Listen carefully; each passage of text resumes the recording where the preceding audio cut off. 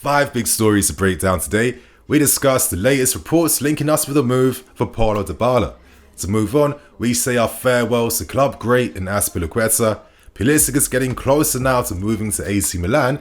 We have more big updates around Caicedo, and we have signed another talented wonderkid for 4 million. So my friends, there's tons of things to break down, discuss and get into. I want to say thank you to everyone for helping me reach over 3k likes for the last video. Not gonna lie, I like 3. I think it's a good number. So for today's video, if you guys want to see more content as well coming out today, let's get over 3k likes. So my friends, without wasting any more time, now let's start with things and let's talk Azpilicueta. He's set today to sign for Atletico Madrid. He will be completing his medical today and he will sign a 2-year deal with them. And of course, this brings to an end now his 11-year stint with our football club. And I have to say that he leaves here with his head held high because he's a great for us. I think this guy is like the embodiment of loyalty, spirit. The guy was an incredible leader. You know, he was really helpful in uniting the dressing room. He was supportive for his teammates, his manager and everyone. And most importantly, he played for the badge every single week. Now, obviously, as he got a bit older, as he lost a bit of pace, of course, naturally, his game came down a little bit. It's normal. It happens. But in his prime, yeah, this guy put in some very special seasons for us, especially during the midway point of the last decade. I mean, other than Ashley Cole, I've not seen a fullback who got that tight, that aggressive to his man, literally pinning them back. And this guy gave us such a defensive platform to build from. You know, it was a phenomenal signing considering that he cost us barely anything when we signed him from Marseille. And you know what? I feel like he leaves here with an incredible legacy. Of course, he captained us when we won the Champions League in the 2021 season. And obviously, he had a very emotional farewell. And I think, you know, obviously, it always makes you like feel something a little bit, of course. And it really shows how much this club meant to him and how important he was for us. As Aspi said, one day he would like to come back in some type of coaching capacity. I hope that's the case. I hope that we can create a role for him. I do think it's good to have like players that have represented us having these positions in the football club, especially as this team is set to be a very young one for the next few seasons. So, of course, my friends, I suggest that you guys read what he had to say in his farewell message. Of course, thanking the club for, you know, the honor it was to represent this shirt, the butterflies he felt in his stomach when he first signed for us too. Being called Dave when he was having his initiation ceremony with the squad. All these nice little moments. And with Azpi's departure, that now opens up a vacancy now for the vice captaincy role. And you'd imagine that that will go down and be given to Reece James, a guy that had a lot of love and a lot of respect and really idolized Azpilicueta. You know, Azpi was very helpful and very warm in helping Reece James, of course, acclimatize to the first team, to challenge him, to push him on as well too.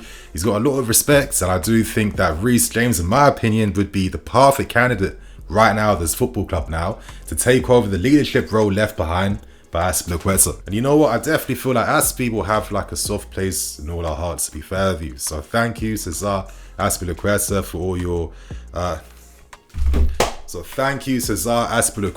all your loyalty and dedication. A loyal servant to this football club, and honestly, we do wonders to find someone similar like him again for the new squad. So my friends, that's the first story out the way.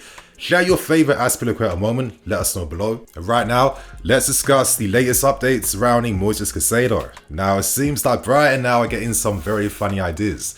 After Arsenal are set to secure Declan Rice for £105 million, they kind of feel like Rice has now set the benchmark in terms of transfers, and ideally Brighton were hoping to receive around 100 million for Caicedo once he signed that contract extension, I think back in March or April. Now, of course, he got a big pay increase in that contract, but he did sign a 5-year deal with the option to extend by a further year. So to be fair with you, listen, Rice had a year left with an option to extend on top. Caicedo has tons of years left. He's set to be one of the leading Premier League midfield players probably this whole decade. So I don't really blame Brighton now for being quite ambitious in terms of their valuations. Now, obviously, you're thinking they're playing hardball because they still have hopes for Levi Colwill. Now, Colwill's doing bits right now for the under-21s in the Euros. He's done bits all last season too. And Brighton are attempting to come back again, placing a bids over 40 million. Right now, Colwill has been told by Gareth Southgate that if he plays regularly this guy will be a first-team international player during the Euros next year. And obviously, I feel like Cole is what the England team has been missing out on now, like forever. So it's only natural for a kid that has tons of attention from Brighton. Jurgen Klopp right now is desperate to sign them. Liverpool feel like if there's even a small inkling that something could happen for Cole, they will pay whatever money to make sure that gets sealed. So it's only right at this level that he wants assurances from the club first before he really fully commits. And it's up to us now to tell them, listen, you are our guy forever now. You're the key player for us, because that's what you do for the best talents in the game. It's just how football works. So obviously, I think Brighton are going to fail in their attempts to attract Cole, but it does seem like they'll be holding out now for a lot more money. Now, there has been some rumours and inclinations behind how this deal for Caicedo could be structured. Right now, there's talks of like 85 million plus 50 million on top in add-ons, which is an incredible amount of money. Let's keep things brutally real. But it's a fee that we aren't necessarily turned off by. But the main thing for us is that we hope to seal this deal in like great installment plans and packages. And we feel optimistic because Caicedo has given his word verbally that he wants to sign for us. We've agreed personal terms already. And the plan right now is to get this signing secured before our first game during pre-season. And let's keep things real. I mean, Brighton are seeing the players we're selling. We've just sold Mason Mount recently. We have a lot more money to spend and blah. And they feel like if you want one of the best young midfield players in the Premier League, you know, cough that money up. And obviously I see us doing that, and it's quite clear we hope to do that because we have ambitions to partner Enzo alongside Caicedo. So it'll be interesting to see what type of payment structures we agree, or if we can sign him for less than the money that Brian actually wants. So that's Caicedo out the way. And now let's move on to another big story that has been dropping this afternoon. We discussed Italian reports, and right now Mauricio Pochettino is heavily admiring Paolo Dybala of Roma. Now, to give you guys the context, Dybala is part of a shortlist. He isn't necessarily the main number one guy we hope to sign, but let's be realistic.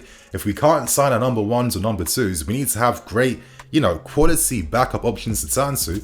And obviously, Pochettino is a massive admirer of Paolo Dybala.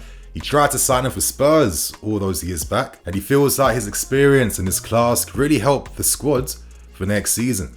Now, what makes Dybala very interesting is that he does have a release clause in his current contract, which allows foreign clubs to sign him for around 12 million euros, which is around 10 million pounds. Now, obviously, I'd imagine that Dybala would ask for a ton of wages. We have to remember that when he signed for Roma, of course, he accepted reduced terms, and they're paying him around 6 million euros a year from the original, 8.5 million that Dybala was hoping to get. Now, Dybala is open to remaining in Rome. He's enjoying his time there, but of course, if we came in with a big offer and really presented our ideas to him, obviously we can easily secure this deal because that release clause can be activated just like that. So I guess right now, I'll give some thoughts and opinions, and obviously now that we've sold players like Havertz and Mounts and Covers and others, some people may feel like, is Dybala the right option to turn to? Obviously, he's a great player, but he's not necessarily exciting me. I like to see players and judge them based on what they've done last season. And last season, he got 18 goals, 8 assists, and let's keep things brutally real. Without Dybala and that Roma team, Roma do nothing. Roma don't even secure European football again next season. That's how important he has been for them. And he's mainly played as the number 10.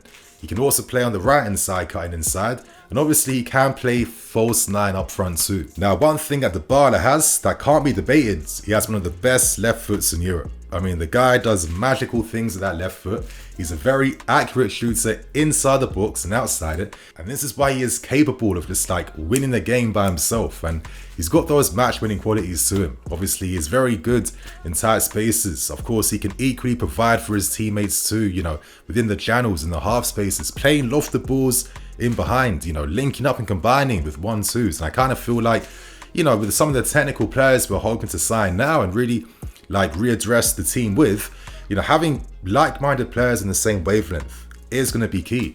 In a sense, it's a bit of relationism where you can't always control the players and tell them exactly what to do here and there. Sometimes they have to figure out for themselves. And I do think that Dybala is one of those guys that has an instinct and feel for the game. And that's what I thought Felix had as well too. And I probably would have kept him because obviously I'm a bit of a fanboy. But I understand why maybe Pochettino feels like a profile like this more for the right-hand side. A guy that can also play up front when I need to. A guy that can play in behind when I need him. A guy that can play on the right hand side too, knowing the fact that we're going to have two fullbacks pushing really high, stretching the play. So Dybala will be inside that channel a little more. And with the type of goal threat and creativity he has, listen, I can understand why we would make a move and actually turn towards him.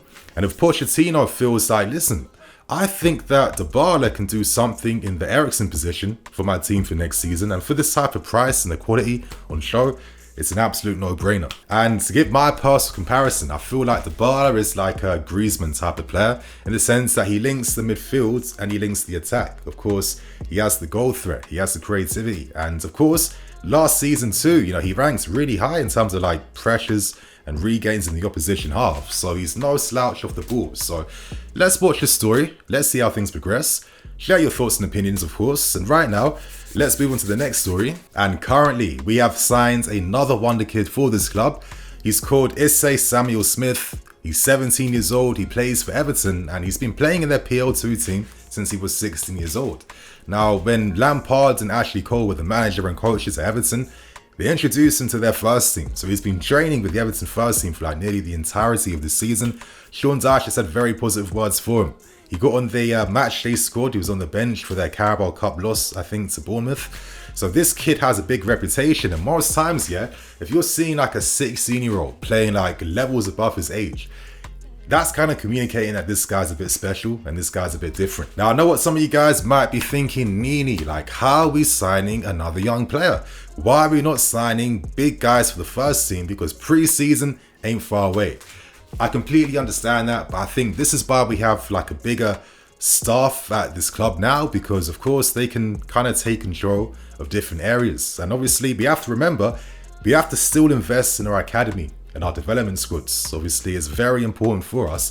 And knowing that we're building now this multi-club network model too, one day in the next like season or two, we're going to see lots of these guys from the academy, like the good ones, making their names, of course, playing on loan for our feeder clubs. So I kind of feel like this is a future-proof signing that doesn't really affect the books at all. And obviously, he's got a big reputation behind him. So I'm really excited to see what he does for us with our dev squads for next season. So you guys share your thoughts and opinions. And right now, let's end things with the final story. And it looks like Pulisic is getting closer and closer now to making his move to AC Milan. Now, as we know, Milan were set to come back to make a second bid. They've done that, and they've increased their offer now to 20 million euros, but based on other specific Italian sources, that offer is closer to being 22.1 million euros compared to being 20 million euros. So that's going to be around like, maybe 19 million pounds, which is close to the valuation we want. And one thing we've shown this window is that we are okay at dropping our fees, of course, if the offer is respectable. We've done it for Kai, Mount, many others. And to get Pulisic off the wage bill, considering, and I don't say this from my personal point of view, but from like a cold football club business perspective, he's on like nearly 140, 50k a week.